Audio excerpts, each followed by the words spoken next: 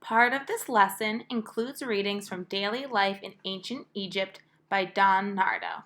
Thank you to the Hyman Publishing Company for giving permission for this read aloud. Hi, boys and girls and third graders. It's Miss Gazikas here for your first virtual language arts lesson.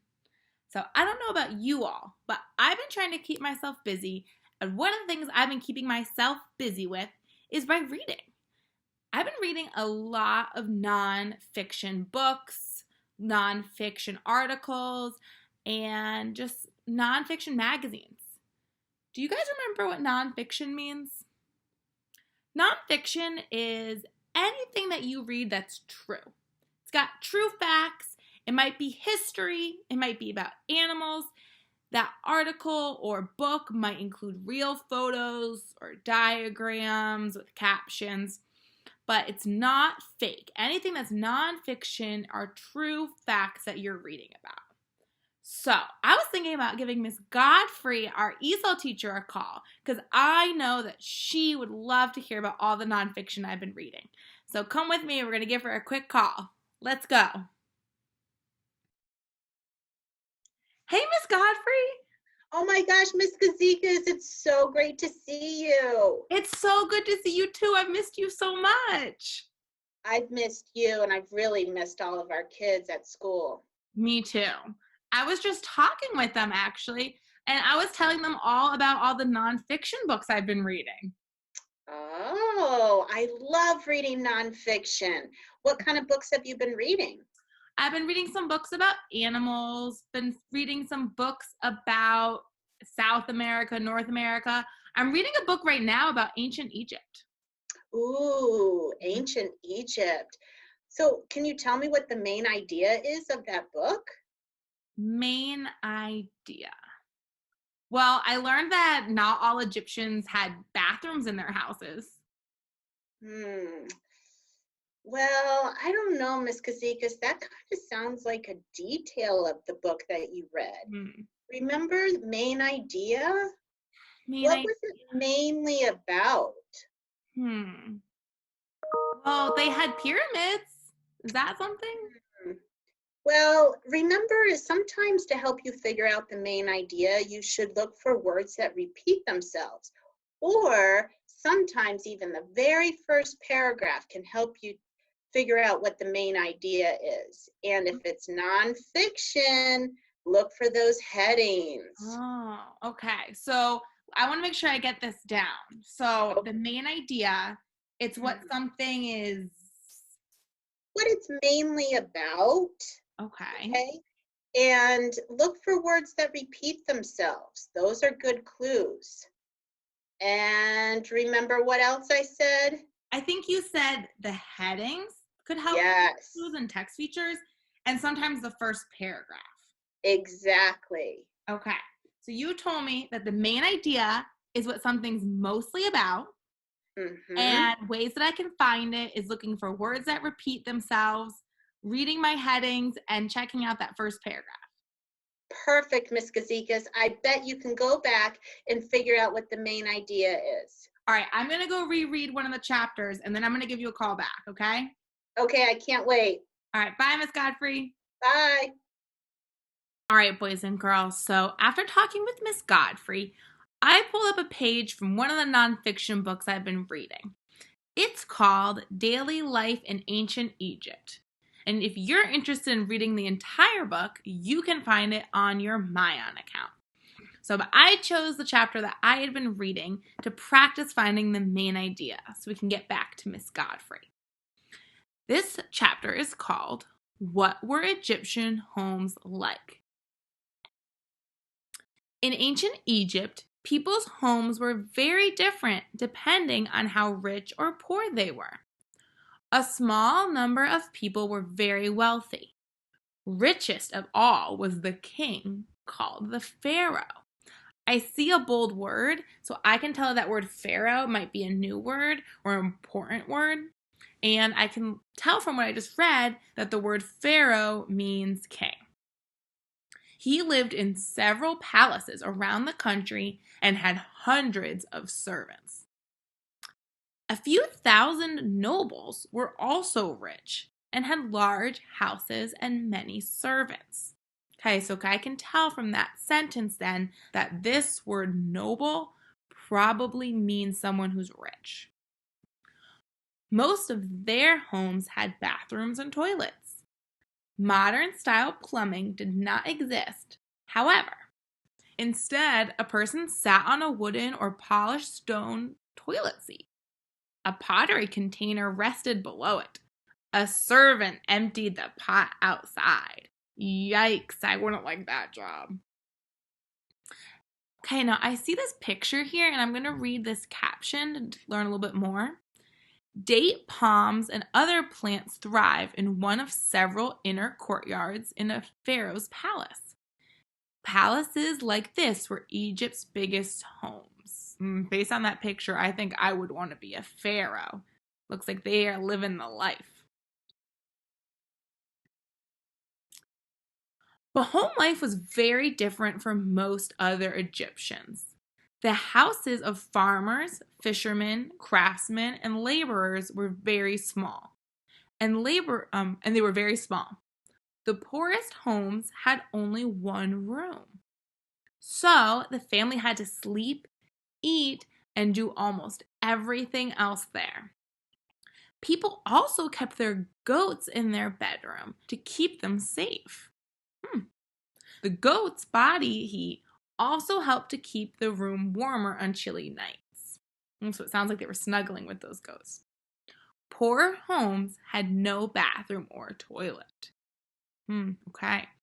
So I learned a lot, and now I'm going to try and think about what Miss Godfrey said. So one thing she said was that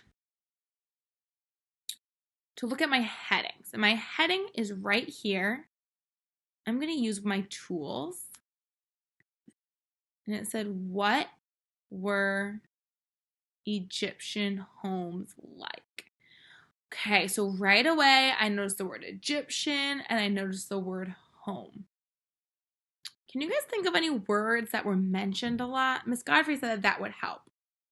Well, I noticed that the word home, lived, is mentioned a lot. Houses, that's kind of a synonym for homes. Here's homes again. Let's see. I also see them talking about rich and poor a lot. So it says rich and poor, the rich king, nobles were rich. Okay, I'm seeing homes. On the next page, I see home again, Egyptian, poor. So on the last page, it was talking about rich. This page, it's talking about poor, homes. Okay. So let's think. So it talks about ancient Egypt, and it talks about homes, and it talks about being rich and poor. So what did this page, this section of my story, tell me about ancient Egyptians, about their homes?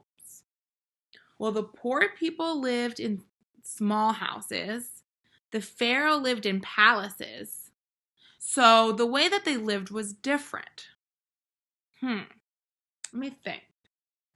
I think, I'm going to write down my thoughts, but I'm thinking that this was mostly about people in ancient Egypt, and maybe that they lived in different houses depending on how much money they had.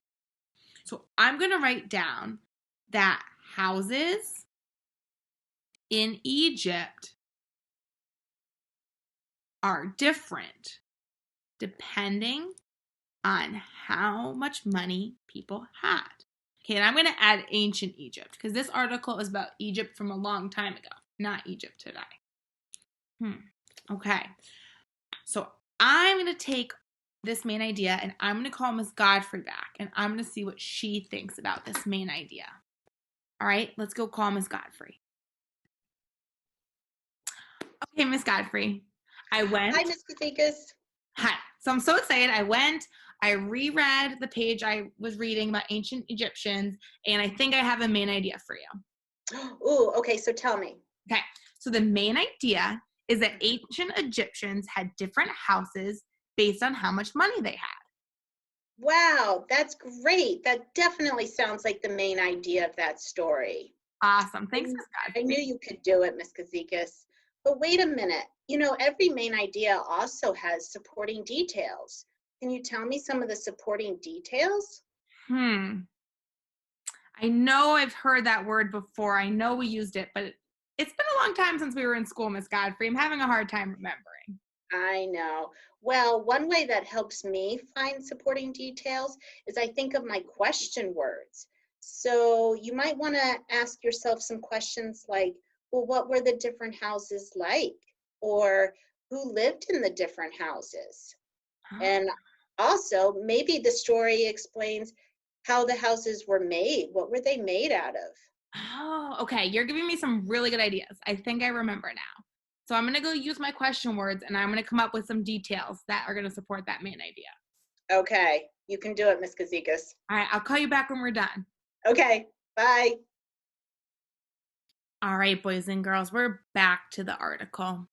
So Miss Godfrey said that we need to find details that tell us more about our main idea, that tell more about how the houses were different for rich people and poor people. So what she suggested is using our question words. So as a reader, I'm going back and I'm kind of scanning what I already read and looking for things like who lived in the different homes and what were the different homes like. All right, so I'm going to get my highlighting tool. If you're using Mayan or Epic, there's a tool on both those applications for you to highlight when you're doing this by yourself. If you're reading a book at home and you don't want to get that book dirty by highlighting it, instead of highlighting, you can use scratch paper and you can take notes for yourself to help you remember. Both are great strategies. So I'm going to start scanning this first article, thinking about, what were the different houses? Well, I remember this word palace. Oh, I should get the highlighter. Okay, so that's word palace. And it was that word. What was this new word? Pharaoh. The king or the pharaoh lived in several palaces. I think I highlighted a little bit too much.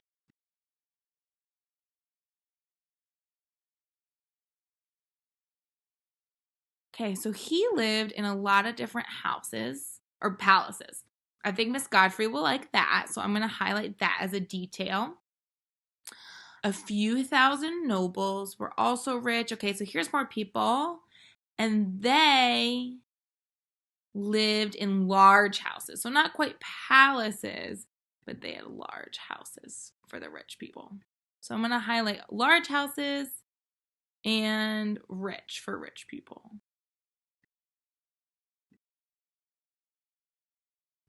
Okay. So we have that the pharaoh lived in palaces, rich people lived in large houses. Okay, this part about the pottery and servants having to throw out the toilet pot, kind of crazy, right? A little gross, kind of crazy. I don't know. I wonder if Miss Godfrey will think that's an interesting detail. I thought it was really cool, so I'm going to highlight it and see what she thinks. Okay, here's my highlighting from last time. And we learned where the poor Egyptians lived. And their homes had only one room. So that's something about their houses. So I'm going to highlight that. Okay. Now there's a lot more. If you look, right, there's this whole other section that I didn't get a chance to read, but it's part of that same chapter. And if I read it now, it tells me about the building materials. So if you want to read a little extra, you can press pause right now and you can go read that section. For this lesson, I'm just going to focus on the paragraphs that I read with you. So I'm going to write down my details so I can go share them with Miss Godfrey. And I found a lot of interesting ones, but I'm going to stick to just 3 right now. So I'm going to write down that the pharaoh lived in a palace. That's one detail. Rich people lived in large houses. And I think I'm going to go tell her about that toilet pot because I think that's interesting. So the servants dumped the toilet pots outside. I'm going to write these down and go give Miss Godfrey a call. Let's see what she thinks about the details I found. All right, Miss Godfrey, I'm back. Hi, Miss Gazikas. Did you figure out the details? Okay, I think I did. I found some pretty cool details. So, number one, Eric lived in palaces. Okay. Nobles lived in houses with servants. Okay. And this one was really crazy, Miss Godfrey. But servants had to empty the bathroom pots outside. Oh, yeah, that last one is definitely an interesting fact from the story, but did you really think that it supports the main idea? Well, it tells me about the servants, but it doesn't really talk about the different houses, does it? No, but I could see why you'd want to put that one because it is a pretty interesting fact. Okay, Do you think you could go back and find another one that supports your main idea better? Yeah, I think I have one actually that tells about another type of house. Can I write it real quick? Sure. All right. So one of the things we learned about was that the people who were poor lived in houses with just one room. Do you think that Perfect. was this main idea? Mm-hmm. Okay, poor people lived in houses. They even had to sleep with their goats, Miss Godfrey, because there wasn't enough room. Oh my gosh.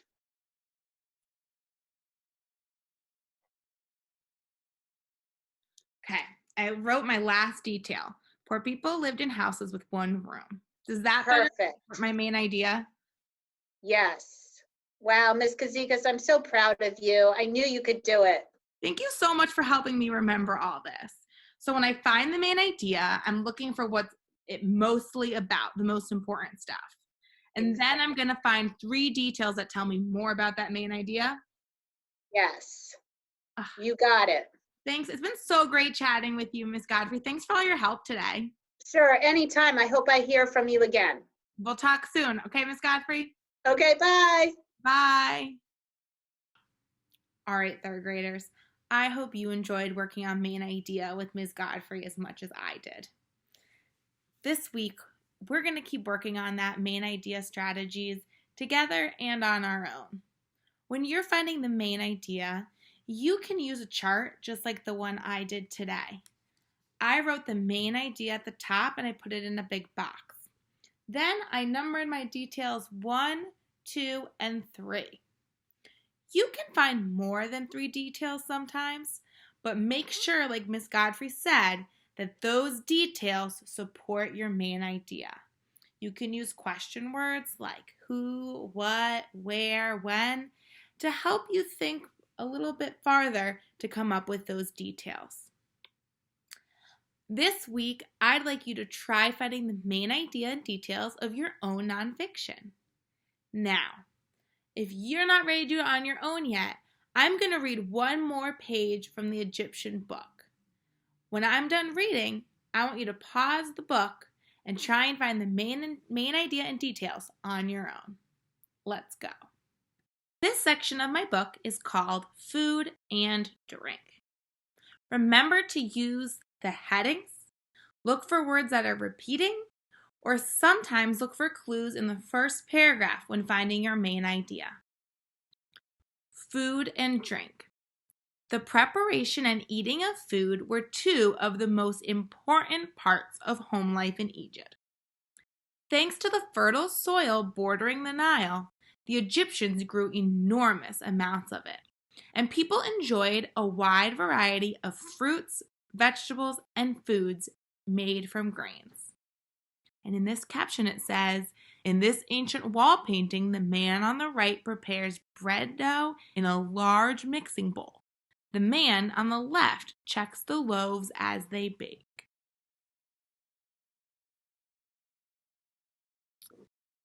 I'm going to come back to this and read the paragraph.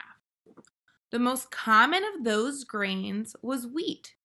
It produced the country's staple food, bread or te. Some of the vegetables they ate are still popular today. These include beans, cucumbers, lettuce, and onions. In the country's earliest times, figs, dates were the most common fruits. In later times, peaches became popular too. The Egyptians also ate various kinds of meat. It came from animals such as cattle, sheep, goats, and several kinds of birds and fish. Herodotus told how some kinds of fish they eat in raw. That means it's not cooked. Often they were either dried in the sun or salted. The Egyptians ate ducks raw too. He said, but other sorts of birds and fish they either roast or boil. At the top, it gives us some proof about how we know. Bread ovens. Experts know how the Egyptians baked their bread. This is because several bread ovens have been found in ancient houses. The most common types of oven was a circular pottery shell, about 3 to 1 meter high. The 3 feet or 1 meter high, those are the same. The baker lit a fire on the inside and stuck thin pieces of dough to the oven's outer surface. Okay, so keep in mind that little box gave us some extra information, but I don't know if that's where I would look first for my main idea. On the sides, you can read more about common drinks.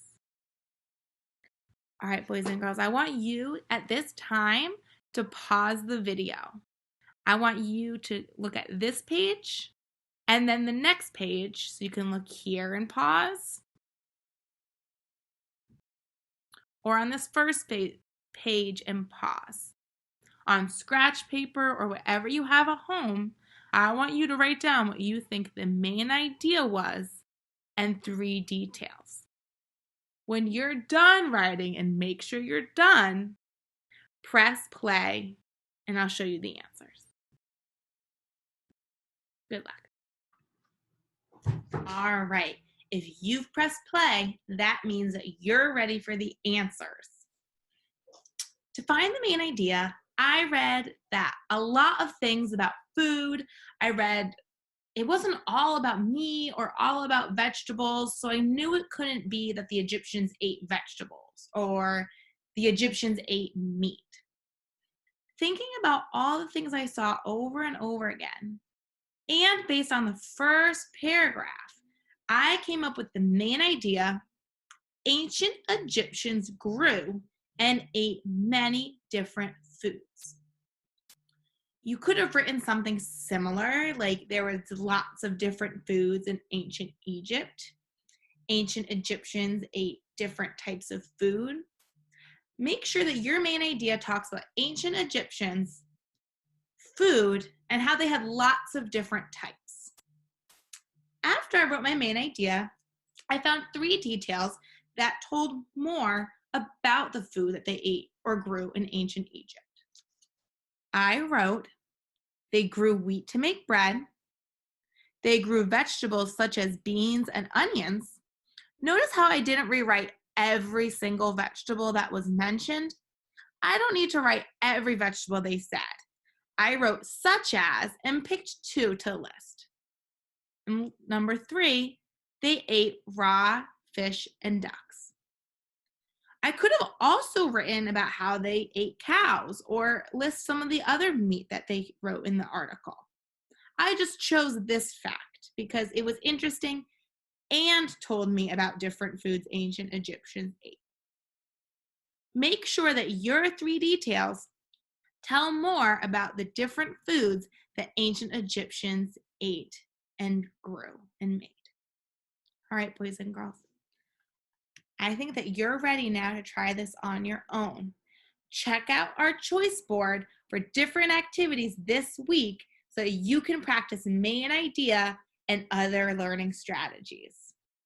If you come up with questions or need help, make sure that you contact your 3rd grade teacher, Mrs. Lavasser, Miss Goodfriend, Miss Chisholm-Brooks, or Ms. McCummings. You can also contact Miss Abood or Miss Godfrey for help. You can go online and use their teacher emails. You can send a dojo message, or if your teacher has Google Voice, you can reach out to them that way. Make sure you send a picture to your teacher showing them all the work you complete this week. And we will talk to you all soon. Have a great rest of your day and keep learning. Bye, boys and girls.